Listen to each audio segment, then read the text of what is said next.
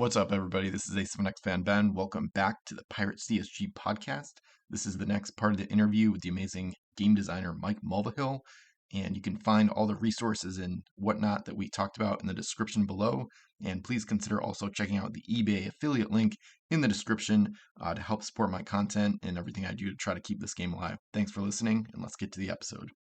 So we'll get into a few other specifics here. So the Schooner keyword has masts in the early sets. The masts overlap and block their own lines of fire on like one side of the ship or the other.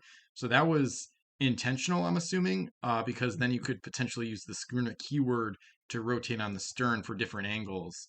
And maybe the keyword was kind of cheap because of that, because you wouldn't always be able to fire all cannons in one broadside. Yeah, that's one of those things where I'd have to go back and looking at it and remembering it was not the reason for the mechanic. The mechanic came first. Yep. In this regard, because that was the whole point of Schooners were that when I am not a ship guy. Okay, I don't own a ship. I've not been on one for any real length of time to understand it. I've been to some historical ships, but I'm not a sea guy. Mm-hmm. All right, so I do all my research the way anybody else would. I go and start finding information out. And when we were talking about adding Schooners to the game, one of the things that was about a Schooner is how incredibly mobile it is. Well, we have a game that's very linear and it has to be linear. You can't like have it go in a circle, for instance. And yet that's like one of the big things, one of the big powers of an actual Schooner is how quick they can turn and how they are maneuverable. Well, we only have two axes of maneuverability. And so the second axis of being able to change your facing based on, and we can't just have you change your facing by picking it up and moving it around. So we had to create a change your facing mechanic based on the model, the physicalness of the game itself. And that in this case, it was you get to pivot on your hull, Stern. on the stern. Thank you, Jesus. Be able to pivot on your stern to any direction that you want to go. So that happened first. I believe, if I remember correctly, that the overlap was I don't want to say an error, but maybe just something we didn't count on. Interesting. When we made it. I'm going to state that as I'm trying to remember because that's pretty obviously a thing. Now we're stuck at this point with a ship that can't shoot through its own mast, which is a core mechanic, with masts that overlap. So in the long run, it worked out, and I think later on, isn't later pieces they don't overlap, or is it only in that first set, or do they all overlap? Yeah, correct. They fixed it with Rise of the Fiends, one of the later sets. Yeah, They yeah. changed the I design. just think that, and then here's the other problem. As I said before, it costs a lot of money to get a new mold, a new print thing. So we got to use it until it's done. I mean, we were Wizkids. We were not, Elon Musk. So we couldn't just throw out an entire mold after the first shipment. But I'm going to state that I'm pretty sure we made a little bit of an error there and just forced to live with it. The mechanic and the error had nothing to do with each other. The error happened way later because when we finally got it, we probably, again, in a white piece, you're not even thinking about it because they don't have dice on it. They don't look like masks. They're just a white, thing sliding in. Yeah, that makes sense. Yeah, that was the case. And I remember us making that piece, and that's the reason why the masts are offset a little bit, is because we couldn't structurally, integrity-wise, put them all in a line, because now that line is very, very weak. Okay.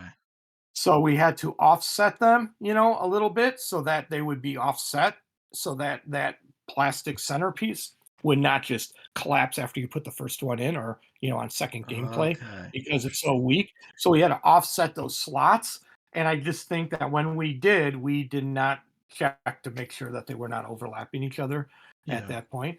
And we didn't. Or what we ended up doing was not paying attention to the bottom, but looking at the top. I don't recall. I do recall that I look at it every once in a while now and I go, God, the hell are we doing? Yeah. I mean, I think, but that's just the nature of life. In the that's a lesson learned. So yeah, No, I think it works fine too because for a couple of reasons. I don't think I've played anyone that insists on schooners blocking their own lines of fire for those old ones. Most everyone, including me, always house rules it to the later designs where you kind of just pretend there's no slight overlap and they can just shoot their Yeah, full I broadside in mean one it direction.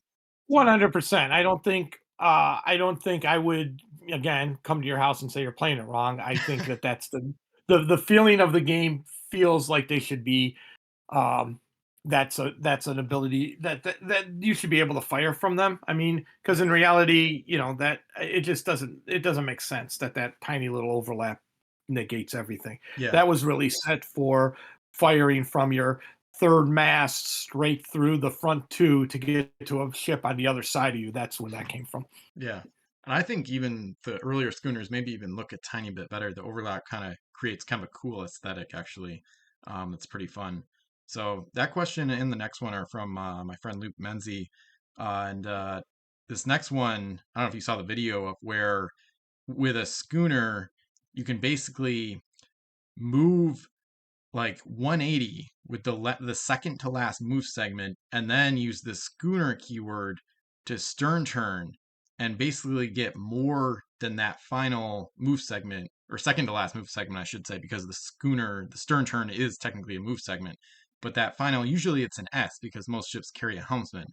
But then you can get I would say an extra like centimeter an extra inch out of that stern turn by kind of flipping the ship just a tiny bit on the bow and then flipping around, almost doing another 180 to end up going farther than you would be if you didn't use the stern turn. So I guess I'm just wondering, and he's wondering about whether or not that was something that you and Ethan kind of saw in playtesting your design, or if it was intentional, or if that's kind of a newer thing that players discovered. I don't know if that was talked about on the old WizKids forums back in the day, but I know Luke So, Luke talked about it a few years yeah, ago. Ethan wouldn't have had anything to do with the mechanics of anything. He Yeah. makes the physical component, not the rules.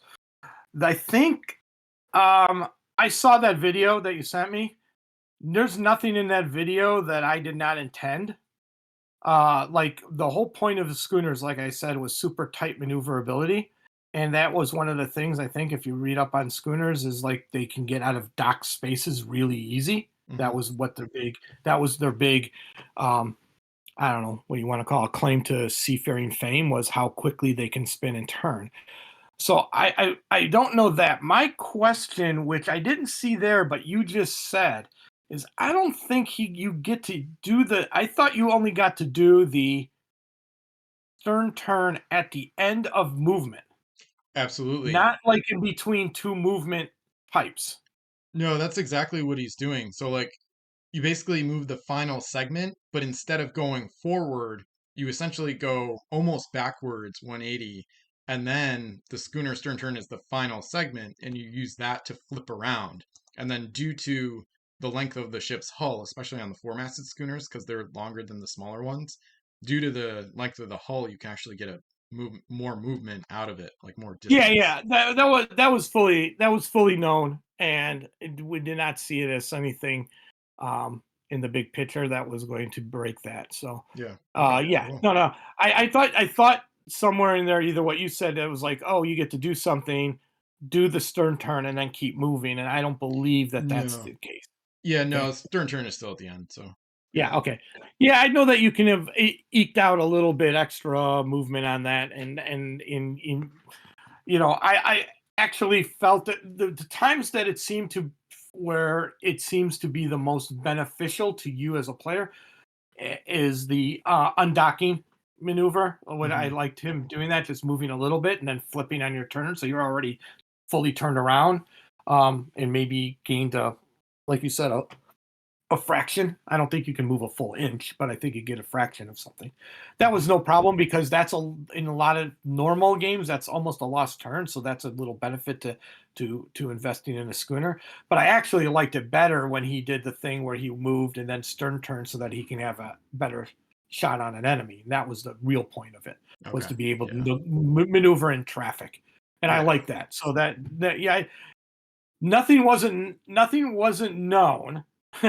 It's Yeah. just, it's interesting to watch people adapt it over time. That's actually pretty cool. Yeah, love it. Okay, so now we'll get into some questions about the sets and some specifics on them. When did the change in direction from like quasi historical to full on fantasy come from? And was it partly based on customer research or other existing games, or was it mostly just Pirates of the Caribbean and the movie influence? Well, you've kind of heard. I think I've kind of maybe fully answered that, or answered that in parts over time. Hmm. But the uh, if anybody knows knows Jordan. Jordan loves to work in um, what is now known as the genre is now called historical fiction. So taking real people and putting them in and changing history to do, you know, not altering history in the big picture of things, but putting them in and rewriting, or putting people into historical events and then rewriting the periods around that. I guess I'm not exactly. I don't think I explained that right to anybody, and people are like, "What are you talking about?" But the idea of like using Captain Morgan and in this game, and then he's got his agenda and he does his stuff, and then adding fictional characters within that real setting. Um, so it always had kind of a fictional but historical setting because, again, like I said, Jordan liked these real people interacting with people he made up, and he's done it on. For anybody who knows his virtual world thing, he did it there. For anybody who knows his stuff with that he did with Nikola Tesla and various other people, he just loves that. He loves that ability to take history, put characters in, and have characters from history do any other stuff. So there's number one. Number two is so that was always there. So it was never true to history. It was only within a history that we kind of understood a little bit. Like I said, once we hit Revolution and we didn't want to go too further away, I started looking at other places of piracy during that time. So you have the Barbary Coast and the Gold Coast and the Mediterranean piracy that was going on. And then, of course, finding, then you can continue that to search for the massive pirate stuff coming out of China and Japan, mostly China, not less Japan, out of that area, and realizing there's a whole historical piece that we can do with those characters and at that time, and then just loop them into the kind of the greater theme that we're doing. Pirates of the Caribbean did change everything, so I'm not understating it. It just became what Pirates of the Caribbean allowed for us to do is to put in the whole mystical nature. Before that, if you look at our set, it's very rooted in reality, even if we're moving around the world. Um, but now that kind of exposed this kind of like mystical gods and goddesses and magical talismans from the sea. Now all of a sudden that kind of opened it up for us to be able to go in that direction as well. So really, yeah, if you looked at it like post Pirates of the Caribbean, you can see that next set is Jules Verne again, historical but not real. So and then you look at the next set was the Vikings, and that was mainly because I thought the Viking ships looked so cool, and and wanted to do something with them. And then as that starts to go, and we realize, wait, we've created a world here. What else can we populate it with? That mystical nature of stuff and talismans and stuff. I mean, comes out of comic books. It comes out of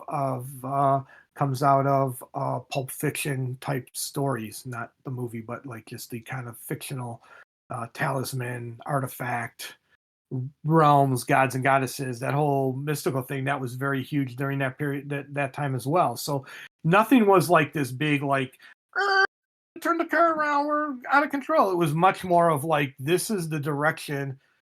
By adding these things, no one questions even what went before it. They don't go, wait a second, you were a historically accurate game. Now you're totally wrong, because we had the fiction elements already in it. So it was almost a logical conclusion that we would end up having to move that way to keep the line going. And that's at the point where I think I said that the company was thinking like, how do we got bought, Wizkids got bought by well, Tops, who owned Wizkids, got bought by Michael Eisner, who used to run Disney. And so everything we started to create at that point, he wanted to try to create an IP Bible for. And so when we started to do that, we're like, well, we're going to have to double down on this kind of fantasy world, create our own fantasy, kind of our own storylines that are not Pirates of the Caribbean. But that already happened and it already exists, and other people are exploring that, with everything from superheroes to, you know, pirates to private investigators, the kind of X-Files thing. All those things were like laid out for us. Young Indiana Jones, I don't know if you've ever seen that show. It had the same kind of element of historical people in you know, a fictional character, Indiana Jones, in these historical time periods dealing with historical people and telling stories that, were parallel to real stories but had Indiana Jones stuck in them somehow. All of those things started just to morph into kind of like, this is all a palette to play with. And so when we started to go, okay, now that we've done basically all the history, we've gone through the age of sail to 1500s, we've created this world of pirates, now including the North Seas, and we have this history, characters with backstory, characters who factions, and characters who've come back 2 and 3 times. We have was there a Spanish captain that basically like flogs his sailors to death all the time until he and he's always back, in our set, he always comes back with a new crew, and people fear, and he's got this thing, and maybe he's one step short of being cursed. I don't remember if we got that far with him, but you have this we've been doing this. We just didn't know it, and now we were given the opportunity to double down and add all those things, and it just seemed a logical next step. So it was never oh, we're making a historical game. Oh, we made a right turn, and now we have, the cursed undead. It was more of a slow pattern where, as other people were knocking down those walls and combining those themes, we are like, yeah, so are we. Hey, yeah, we're doing that too. And like I said, I have to pitch a new set every year, based on timeline that we were talking about. So I have to come up with like, how do we change this? And this is where I started to go back to like crazy Da Vinci ships that he was drawing, and weird Greek ideas for warships that didn't exist. And I'm like, well, what if they did? All of a sudden now, all of a sudden we're pulling stuff from everywhere that just to make a cohesive thing. And as long as we felt we had a through line, we could explain to you that through line. You know what I mean? Yeah. So it wasn't like we were just like, oh, this set has nothing to do with anything. We're like, no, this set grows off the next set, because once they discovered this, now they had unlocked this, So it's that's it. That's how that all evolves. Yeah, that makes a lot of sense. I think it helps answer a question people had on the miniature trading forums back in the day. I think either Tiffany or I think it was Kelly Bonilla came out with some statement way back, probably 2008 or whatever, talking about how there would be not too many historical characters in the game. And I think that IP based focus was definitely part of the reason why. So that's good to hear about, in terms of like expanding the WizKids specific IP lore and things like that. So awesome. Yeah, it was a weird time, because we were like, I mean, I remember sitting, I was in a meeting with Michael Eisner, I can say that to people, dun dun dun, in which he wanted to hear about the game, and we were telling him, here's where it started, here's where we're at, here's our basically our fulcrum point was doing the Pirates of the Caribbean thing, and then it was like, now we're here and we have we can do anything. And he's like, at that point, pirates were hot, but there were only there was only, the movie companies and maybe a few TV companies that were going to go hardcore into it. I think Lost was happening at that time. And so there's that again, that weird mystical, where are we, what's going on kind of feel, and islands and possible piracy in a modern setting. And we were like, he wanted to keep it in that kind of mystical fake history lesson, but he wanted us to make our own characters, and because that would sell a pirate themed thing if we had our own characters. So that's why there's a shift after what was it, Ocean's Edge, I think, where we shift to like redoing some of the older characters. Like I said, bringing them in under different faction names, creating the cursed faction, all that kind of stuff was to create our own factions. I mean, you can't get rid of pirates, but you can make it, and you can't probably get rid of like the British, the Spanish, etc. If you're doing a pirate themed anything. But we could create our own factions that did certain things and maybe create a different, colonization thing. Like I think at one point I really wanted to kind of change the English from basically being like all HMS type stuff to more of a like East Indian Trading Company kind of thing, So they're like a monolithic corporation, if you will, that's a bad guy Hmm. or a good guy, depending on your point of view. The Yeah. problem is that the problem, as my brother points this out to me all the time, pirates are really, kind of bad guys, Yeah. and the good guys should have been like the English and the French, but they were also bad guys. Yeah. So, and so now you're going to create like a playable character that's a really bad guy. So who's going to play them? And you're like, all right, fair enough. I mean, at least with the other ones, you had the historical knowledge of like, hey, the British were, you can put in, various historical, whatever we want to call them, inaccuracies or assumptions, like the British were protecting British rights and the Spanish were only protecting their cities, even though they're colonizers and were taking everything they could from everybody, but on both sides, and the Americans were like just shooting everybody. You can make the way history plays out in that kind of like, pirates are all these romanticized. They're romanticized. They were like criminals. Most of them are really bad guys. They would do all kinds of stuff. They stole ships and killed citizens. Killed. It's like okay, none of these guys are good, Yeah. but we Yeah. have to make them all playable and interesting. So maybe we can figure out a way to do it. But like I said, we never truly got to the point of IP, because even when we were done, like even when we were at a point where we felt we could have an IP, one, total lack of interest from above us, and two, the game was starting to not sell, and the interest in it again. Not because the game was bad or they weren't doing good things. I'm not saying about anybody who was after us, but WizKid was going through all kinds of stuff. Uh, People were leaving, people were moving, they moved the company, just became less of a thing to pay attention to by the bigwigs when, you know, HeroClix is still, rolling in Brinks trucks amounts of money. Now all of a sudden a game where you got to get it into mass market more so than in game stores, and you have to maintain this kind of quick play feel, and you want to maintain, now you want to add an IP to it. It just, I think it became too unwieldy to maintain a direction without total company support, and I can't say that towards the end Pirates had total company support. Yeah. That's fair. That makes sense. And my friend Zarek's Bill from LA, he actually had a couple extra questions today that he submitted. So what determined how Eric, many curse you. So what determined how many game pieces a set received? Was there a limit on how much could go into one set? And then if so, who imposed that limit or how was that limit determined? wow. I like the fact that people make this crazy assumption like somebody imposed a limit on you, the creator. Um, it had to do again with a print run and a press run and what can get done. So basically, I think what was it? Ship wise, I think we did what about 60 to 70 a set maybe? yeah, 60 Some to 70 depending on the set. Again, that had to do with our sheets.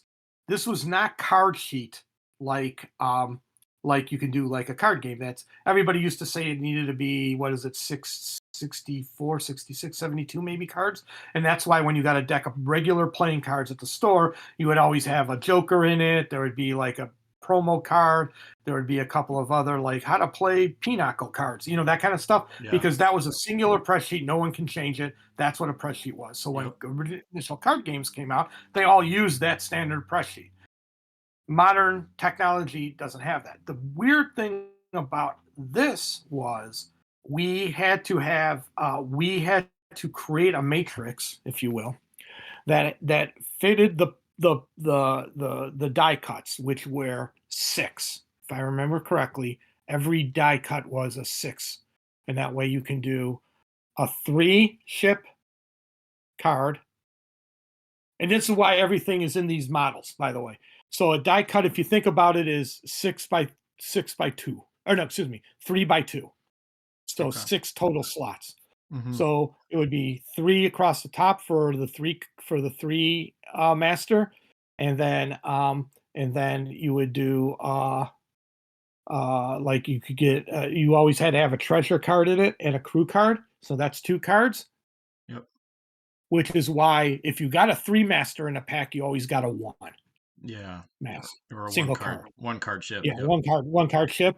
And so that was it. So every pack every mold had 6 cards, and it was always that setup. So a 2 and a 2, and then something extra maybe in that one would have been a 2 and a 2, and no 2, 2 and 2. Yeah, so those were the makeups. So every mold was that. And so what we then had to do was say, all right, well, the 5 and the 1, they're going to almost always be together. So when I was making it, that's why they're always rare, because then we can do that mold less than all the other molds. Yep. Then the next mold, the 2 to 2, would be we had to make all the cards in that one. So like the 2 masters and the 3 masters, anything that used 2 card ships, they would be in these other molds. And those would be used the most. If we added up, if we made a new ship type, a new thing, we would end up removing one of those 2 and 2s, old school 2 and 2s, a 2 mast, 3 mast with the new ship if we wanted them to be common or rare or whatever it was. So all molds fit that model. Everything fit that model. Then we took X number of them and placed them, and then because it's not paper, it's plastic, it's now extruded versus just on a roll. It's not there's no roll of plastic. They have to make that styrene. I mean, maybe it is a roll now that I say that a lot. And then they would do the stamp. So it ended up being this kind of thing of one and a physical requirement based on the molds that we're using, or the die cuts, the dies, I should say, not molds. Mm-hmm. And then we have to figure out our rarity and our sort. So from there is and exists someplace, again, probably with that original spreadsheet, basically a hand constructed template that says, and the thing about it was every one of those was a pack. So you would put that one mold with those ships on it. So let's say it's the this the standard ships. What is it in Pirates of the Caribbean? I think it's like the Flying Dutchman and the Dauntless, and I don't remember if those are 4 masters or whatever. Yeah, those are but the 5 bottom line masters. is you would do that. You would do the they would do the piece of art. The art was on the styrene, then the mold would cut it. It's not the other way around. Yeah. And so the art is there, the sheet is there, and then we would lay the sheet out, the art out on those sheets. So we would say, okay, this is the sheet that does 5 and 1s, for instance, 5 or 3 card ship, 1 card ship, and then it would have like the a cool crew member and a special treasure. All right, so we make that one up, and then that would get printed, and we would tell them, I'm going to make numbers up here, so only do that 10 times. Then the next one would be like a 2 and a 2, and we'd say make that 20 times. So that's where you get your ratios, okay? Yep. But we had to create that all on our own. So we had a whole layout thing where we would lay out in Seattle all the sheets, and then we would put those sheets together, and then that's what would go to China, and then they would do a sheet. Then we would get photos of a sheet so that we can confirm that they didn't swap things. Every once in a while, just because of humans, like one ship would be upside down, so if it got printed, if it got stamped with the mold, the ship would have actually been all totally wrong, Yeah. we'd have to correct that and check it. And then, like I said, we would do that. And then when it was all done, we would get that. So the everything had to match that math. So once we figured that out in the very first sets, um, and figured out what molds we can remove out. So like, hey, we don't need as many two by two. We want one of these uncommon slash common molds to be forts or to be schooners or to be junks. Then we would pull out a 2x2 of a regular ship and slide that, and slide that mold in with this new one. And then we would lay the sheets out so that was all the case. So that's how that happened. So it was less about going, oh, we can only make X number of ships. I mean, it kind of technically was, we can only make that many ships, but it was more of a, we can only make those many ships uh, in that, make the math work for rarity. That's the magic sauce of all this stuff is we also had to create our own rarity system. Yeah. That makes So that was sense. me because we had never done it before. So I Yeah. created the rarity system. Well, Wow. I created it with HeroClix as well. Again, we had never done it before. I mean, we did it for Mage Knight, but it was not a very good one. It was a very weird one. And so we created it for Mage Knight. And then Seth came in after me and he created like the genius system of all time for HeroClix. And Hmm. then we used that moving forward. But yeah, we just basically had to create a rarity system and then how we pack those rarity systems. And then like at the end, then you have to go, okay, in box A, there's always one of those rare boxes or X. I'll say one right now because I don't remember. Let's say there's Yeah. three. And Yeah. there's two of these other ones, and then but it can't be the same three. You have to take three different rarity packs. So then you have to literally do it. Now they've their ability to do all of these things. Uh, a person has used that. Yeah, that's it. The picture that you just posted to me. Yeah. Yeah. Is that's a mold. Yep. So the mold of I can't tell. I don't see a rare all the rare molds with the sea monsters on it. Yeah. On the left. Yeah, Yeah. that's exactly. That's a unique rare mold because it's two cards rather than a 3 and a 1. Yeah. So Yeah. yeah, There's. that's literally a mold. So that is being done. Yeah, that's exactly another mold. Yeah, Yep. that's exactly a mold.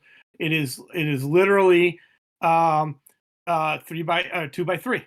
So this one's got is 2 molds, or it's Yeah. a half a mold. There's a half a mold on this one. But Yeah. yeah, it's exactly that process. Then we would randomize it so ship 1 and ship 2 weren't on the same card. It would be ship 1 and maybe like ship 9, and then the same gold. So you would always, if you got this pack, you would always get these 3, I think.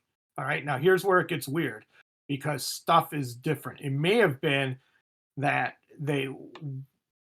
no, it couldn't have been. I don't think we could have literally, because then they cut these.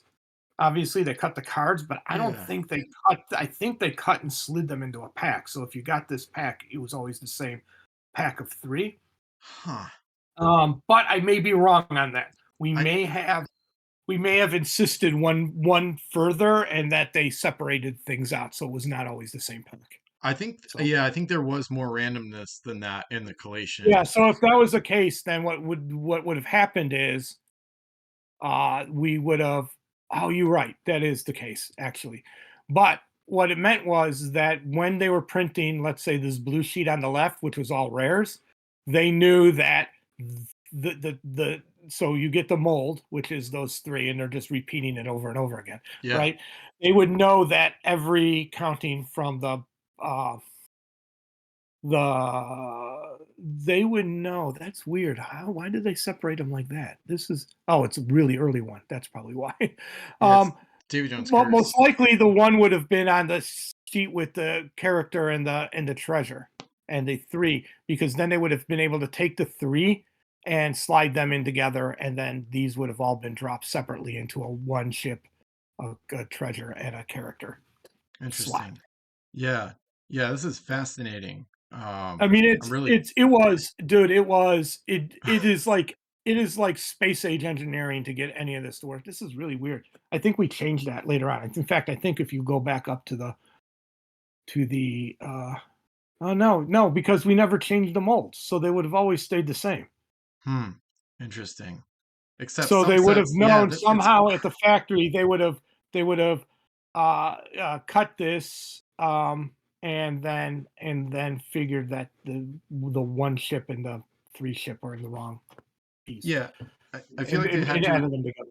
I feel like they had to have done the collation, the randomizing at the factory, Yeah, because you can get like different sea monster with a different other two-card ship or whatever.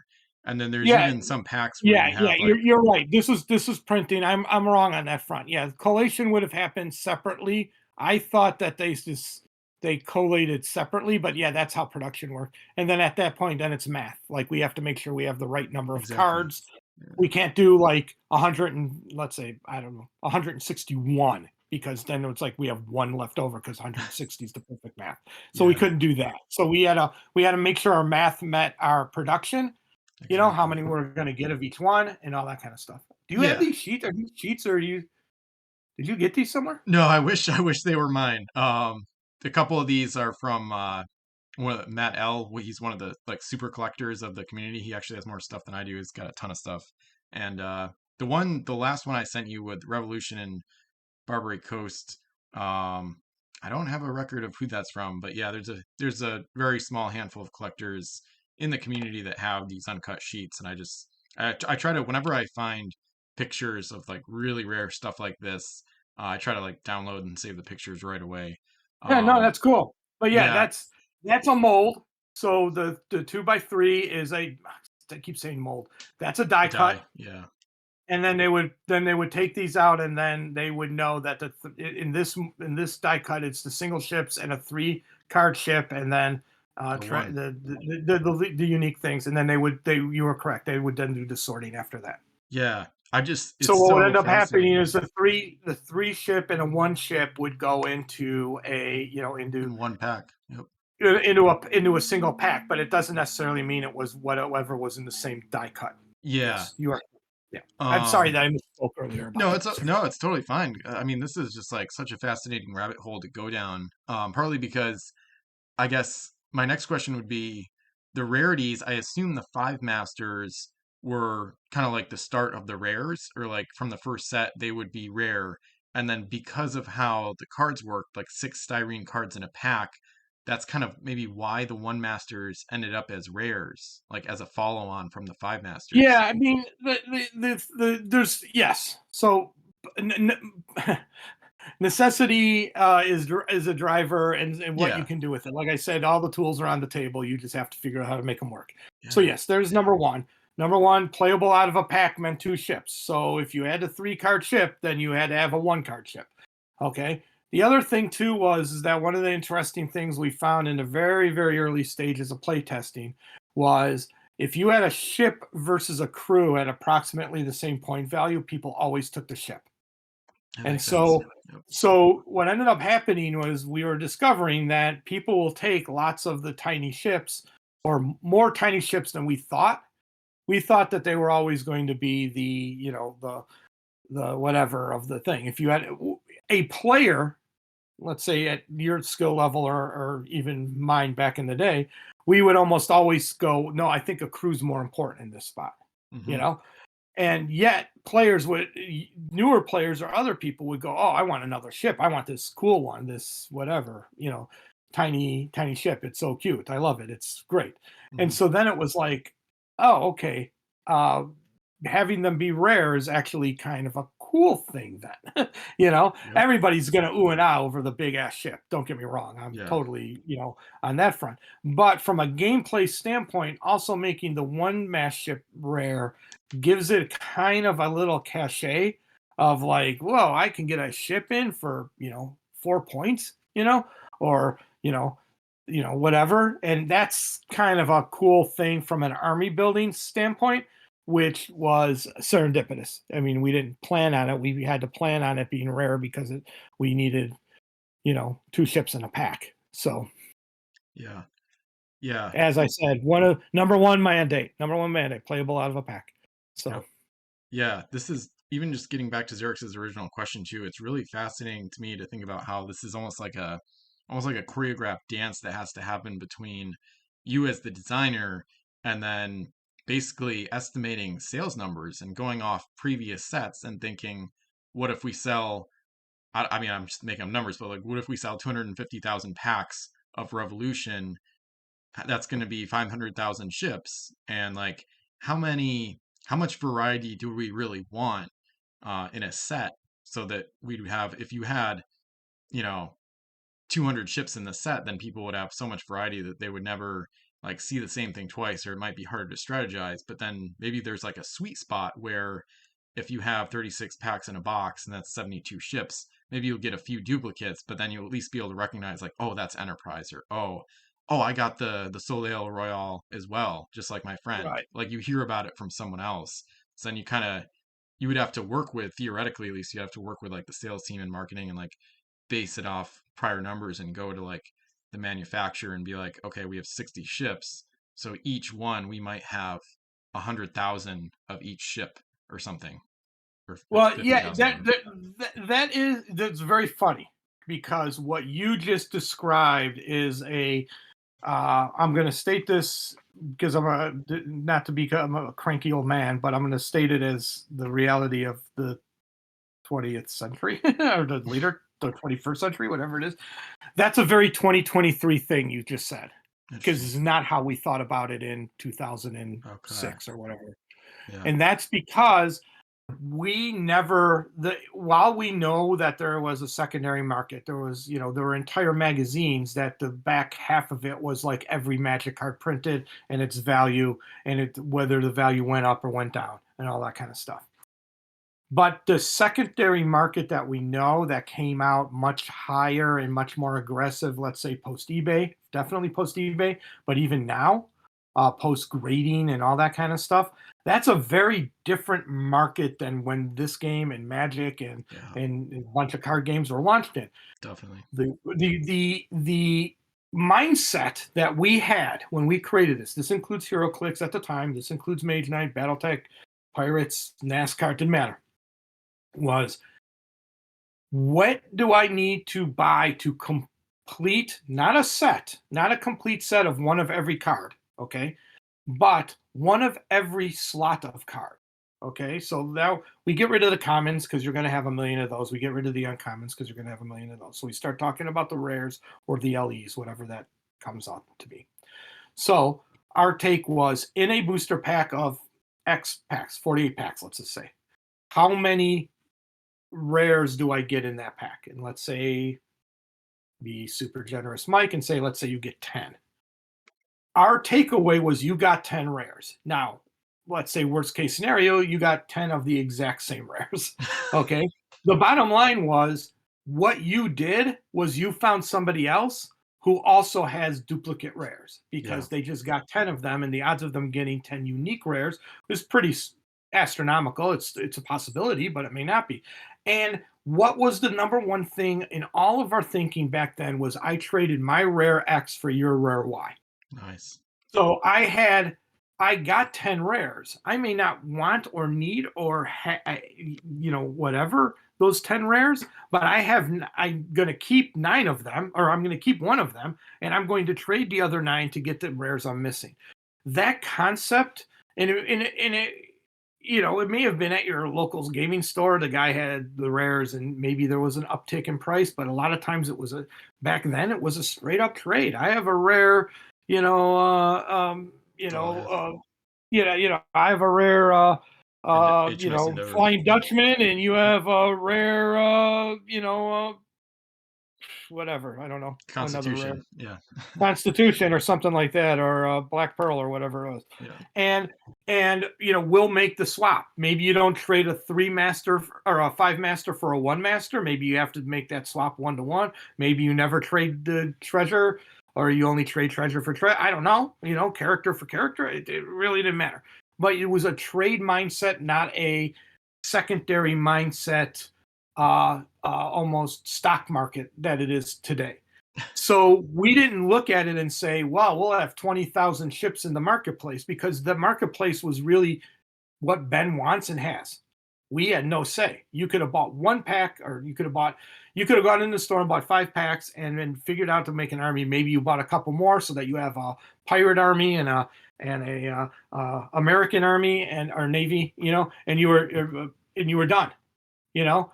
And you can have the other guy who's also more like you, probably, or somebody else who says, I need to have the whole set. I'm going to buy a booster pack. What are my odds of getting certain things? And then what can I trade? It was not a where can I go buy stuff that it is now. That's just the evolution of the marketplace and the thinking and more players in it. And some players going, I don't even want to play. I just want to buy or whatever, and then value, and then over time saying, oh my god, the Black Pearl is the greatest ship in the game, I want it, I will be willing to pay you, trade and pay you, or trade you 5 cards. It was the old baseball card thing. Yeah. Yep.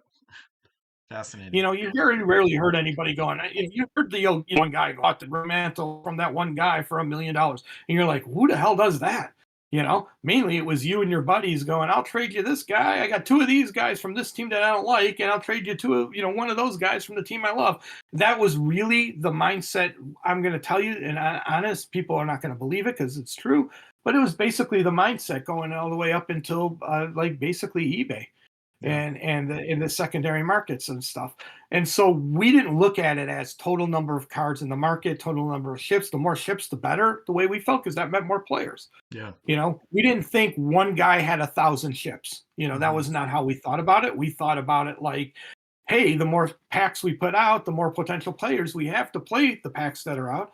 Yeah. And that was the mindset. So cool. Again, when we came up with a rarity model, our rarity model was to make sure when you bought a box of cards, and then like for instance, when we used to do it for hero clicks, it became a case. Then it became how many cases do you need to buy to get enough to trade the LEs. It's like, okay, well, there's 1 LE per case, so we have 8 in the game. You need to buy 8 cases. Well, what does that net you?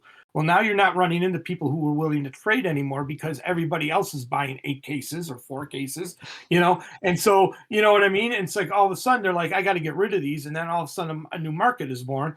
That's awesome. That's growth of the industry and growth of the games. And, we're not sitting here talking about pirates or, on my day job, Lorcana, if we're not talking about that model anymore.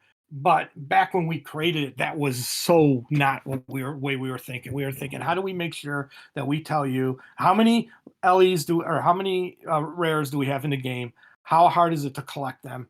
And then let's now do a matrix that says I can trade a rare for a rare because I'm going to get X in a box. So that's how. Yeah, that makes sense. That's really fascinating. And I thought of another like kind of interesting theoretical about limiting set size to make it essentially more collectible. Because if you had 300 pieces in a set, you might have to buy 4 or 5 booster boxes or more to complete the set. Which theoretically you could make more money, but also like you might get burnt out collectors that are like, oh, I'm still missing 40 pieces because they just printed too much. So with a set size in like the 100 to 150 range, maybe I don't know if there was anyone at WizKids like kind of doing that kind of market research, or if it was more like doing market research to see like what would satisfy collectors or what sold from Spanish Main, and then kind of keeping it like a similar set size throughout the sets, or if it was more kind of like the way it turned out, where like a faction in a set would have 8 or maybe 10 ships per set, and then it would just kind of stay that way because it's just kind of a nice number. It's just kind of a cool, you get a dozen ships for the English in Ocean's Edge or whatever, and then it's kind of a nice number rather than having like 30 to choose from or only 3 or whatever. So yeah, there is a customer burnout is a key as well. Again, there's things people don't think about because they're not them. So like the collector does not think about burnout of the customer because they're already in, they're hardcore. Yeah. But if you are trying to get new players in, and that was one of the cooler things WizKids always did, is we constantly pushed for new players. We didn't try to gatekeep at all. And so what ended up happening is that there's a lot of research that says so dependent on how much like how much interest you can maintain through a set, you know? Yep. And so it's like, yeah, we could have done more sets with less chips in it, but what are we doing with the consumer? You know, does the consumer not care? If we do it on a certain cadence, if they know they're going to get 2 sets every year, then they're going to look for that, and it's going to be a cadence that they're going to understand. And they know that if they can, within that 6 month period of between set one and set two, or set X and set Y, they can collect everything. Then they're excited for set two to come out, or the set, the next set to come out. If they feel like one, they couldn't collect it, or they collected it, it's crazy. Uh, we talk about this stuff as if it's some kind of crazy abstract, but it's the difference between Disney releasing a new TV show, a Star Wars TV show once a week over 10 weeks, and Netflix putting it all down on day one. They have their benefit. There's people who love it, and there's people who hate it on each Yep. side, Yep. who go, I don't want to wait around 10 weeks to get to the conclusion of a show. And then there's other people who go, I finished watching, that show over the weekend, and now I don't think about it for a year plus. So it's finding that happy balance, that is like, okay, do we string something? Do we guarantee dates, but make it so that you have to collect enough things that's going to keep you playing and interested until that next set comes out? Or do we, do a bunch of sets until you're burned out of not paying attention anymore? So we hit the right number based on, probably, to be perfectly honest, the mechanics. Like I said, the mechanics of production, and more importantly, the mechanics of uh, of the math. Excuse me, the mechanics of production and the math of a collectible set, and then came up with that number. Um, Yeah. and then from there, and then again, the things people don't want to talk about is like, okay, how do we keep it at whatever the price is that we want to sell it at? you know Yeah. we could have made it so that there are 4 ships in a pack, but now we're selling it for $12. Now that's a people think of $12, they don't think of a booster pack, they think Yeah. of a box. Yeah. Now, so all of a sudden you're like, there's the the decisions are actually really granular that people don't see. Again, a lot of times it's, the simplest solution. It's Occam razors. Whatever the simplest solution is probably the one that's right. Yeah. We probably didn't have enough money to print more. We probably didn't have, we couldn't, doing the first set. It's probably why, and it's in the long run, why you see a lot of companies do like a set one and an unlimited set, because they can't, they realize either it took off, what, thank God this did, and be able to spawn more things. But we weren't working on set two like the day set one was done. So that's the reason why you add a unlimited set in there to reprint everything, to give you time to actually do the second set, because you had no idea what was going to happen. There's an old comic book trope. I used to work in the comic book industry as well, and that is the number two. The biggest collector is not the number one; it's the number two, Hmm. because everybody's going to buy in, like the store owners, and everybody's going to buy in on a number one. But number two goes up for sale to those. They have to order number two before number one is ever sold. They don't have any copies of number one, and now number two is up, being asked for your orders.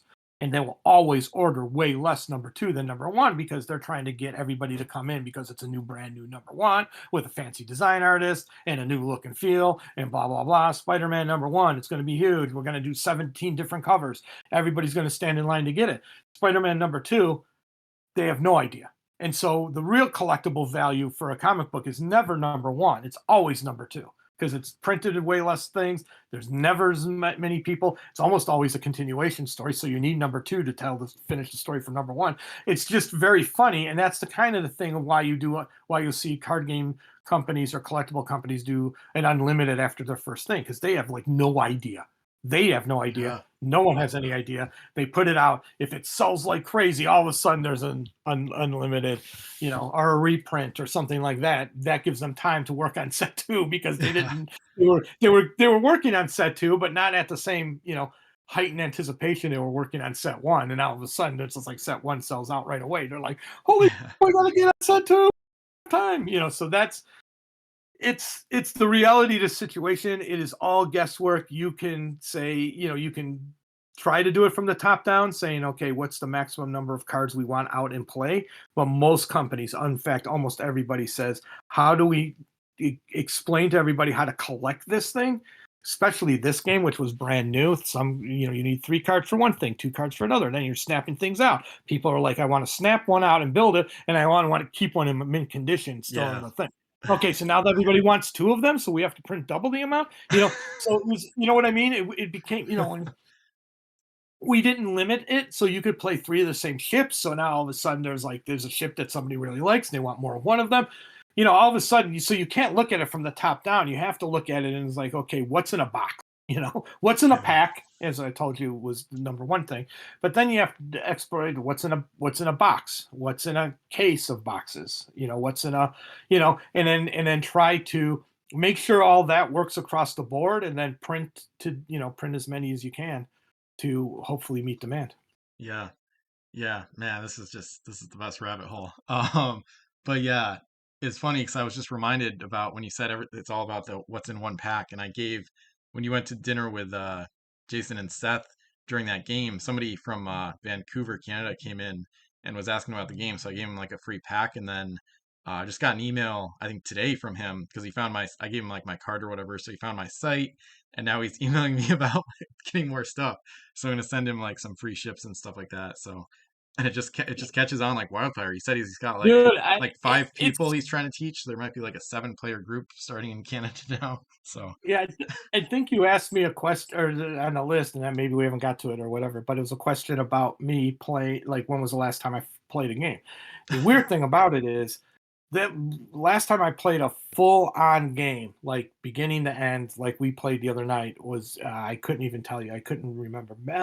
Actually, that's not true. It may have been last summer at my wife's family reunion, because hmm, back in the day, much like what you're doing now, I gave packs out to everybody: yep. nieces, nephews, cousins, my in-laws, my in-laws' family, Sharon, my wife's family, my siblings, uh, my family on my side, and just gave packs out because, again, hey, I could teach you in a second. Yeah. I almost always, when somebody's at work, sees the little pirate ship sitting on my desk, because I open up a pack when I first got there to show somebody, because people don't understand. I mean, they just, Hmm. it's Yeah. just not in their wheelhouse. Yeah. And so I'll show them the game, and they'll be like, "Oh my god!" We'll play, a few turns till somebody collects the treasure and gets back to their home island. So I've played the game a lot. I just don't play the game. It's kind of like, when everybody found out I was Shadowrun guy, then all I ever did was Game Master. No one would let me play Shadowrun. It's Yeah. kind of this. It's like everybody, I show them, I talk about it, I play the game, and they just like, and yeah, that decision by Jordan on day one was genius. Is the greatest decision ever, um, and it's like so fun. So yeah, Yeah. there you go. Yeah. You do like short like game demos rather than like Yeah. the full We scale. we just we just brought in a new hire, and he saw the ship. He goes, "Why do you have one of these ships?" And I'm like, "Oh, because I was the designer developer of the game."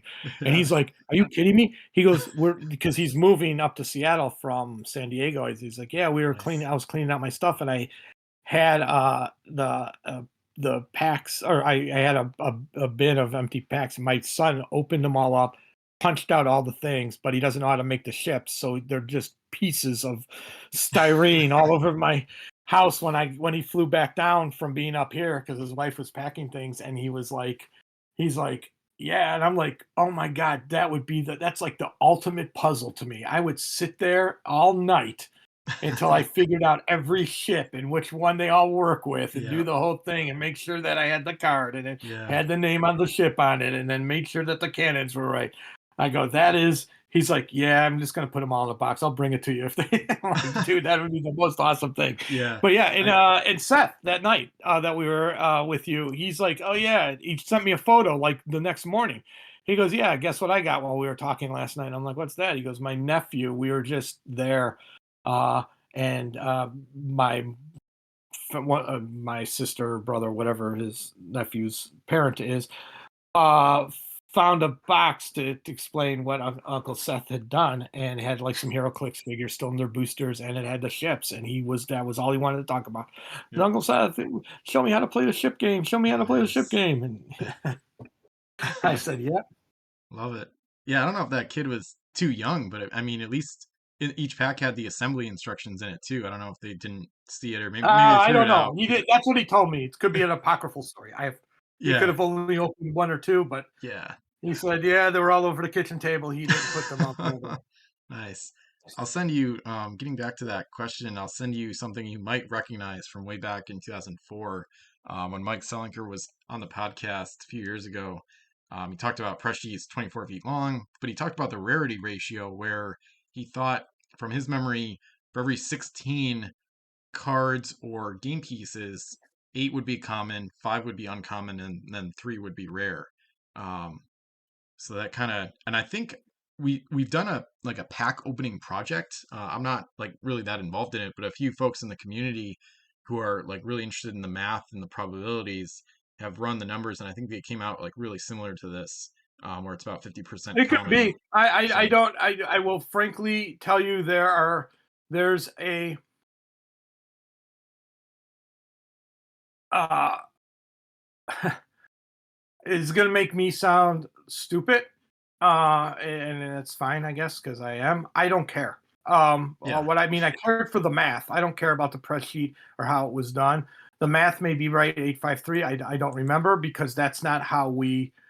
Again, like I just told you. you just had to make it fit. Yeah, Yeah, and it's weird because unless Mike was talking to Jordan or found out later, this was not stuff he would have been involved in. He wouldn't have been involved in layout of anything. So it just could just be data. He may be yeah, thinking of it press layout as in like because it may be 18 long. I don't know that it's I don't remember the this size. Oh, you can't see me, sorry, but basically the size of a 2x3 mold. hmm And then how many of the 2x3 molds fit on a sheet? I couldn't tell you. And then I will state that it's twice as long. So hmm it was really a sheet would have been 1, 2, 3, 4, 5, 6 cards wide, I think. Maybe. Interesting. Yeah, all the uncut sheets I've seen so far are like 3 wide, but then the height or the length varies. Yeah, but you'll note on this sheet here, there's like the left edging has that white bar on both of them. On one, it's on the right side. On the other one, it's the left side. Yeah. And then on the green one, it's on the across the top. That's hmm the edge of the sheet. Yeah. Yeah. That's what I So figured. and because Because they gotta have the other 3. side doesn't have that, that will lead you to know that there's probably another three like that. But I don't know that. I mean, I don't know that from like I know that Yeah. part. Yeah. Yeah. No, I totally get you. What I don't know is what that means in the sense of how many were across. Again, it was 100%. We had people who did that. I didn't have to Yeah. worry about that. I had to provide them, and the Yep. art team had to lay it out in the correct quadrant. And it shifted over time. As molds shifted, we should, but that could be right. It could be an 853 ratio. I don't remember if it was an 853 ratio or not, but Yeah. Yeah. I've got a couple contacts that I'm I gonna mean, ask. so if that's the case, and there were, I don't know how many booster packs or how many packs in a box, let's say 36. 24, 36 26, for most of them. 36. 36. Yeah. Yeah. So if at a 36, then you would have been able to get 25. But see, yeah, 25. I got a couple contacts I'm gonna ask Yeah. about being on the podcast too that might know some more of the production details. So hopefully I'll be Yeah. able to Like talk to them. Chad DeLong, he would know the production on that. Oh, really? Okay, interesting. Yeah, I was just That's what he was the one yeah, I was just that's what talking he does. Like, about that resurgence thing. Okay, interesting. yeah, he was a production manager. He was trained under Tina and stuff like that. So I Yeah, don't remember if he worked on Pirates or not, but he would. I mean, that's what he does for a living. So yeah, makes sense. Okay, awesome. Well, that was an awesome segment. Thanks for those really fascinating answers. All right, that concludes this part of the interview with the amazing Pirates game designer Mike Mulvihill. I'd love to hear your thoughts on it, whether that's a comment on YouTube, follow-up questions in the thread at Pirates with Ben, or commentary on Discord or Facebook. Make sure to like and subscribe to the podcast so you don't miss any episodes. There are links in the description for this episode where you can find some of the links and resources I used, and there's also an affiliate link to buy Pirate CSG items on eBay. Consider using that link as a way to support all my efforts to keep the game alive and hopefully even revive it as well. Thank you so much for listening, and we'll see you in the next episode.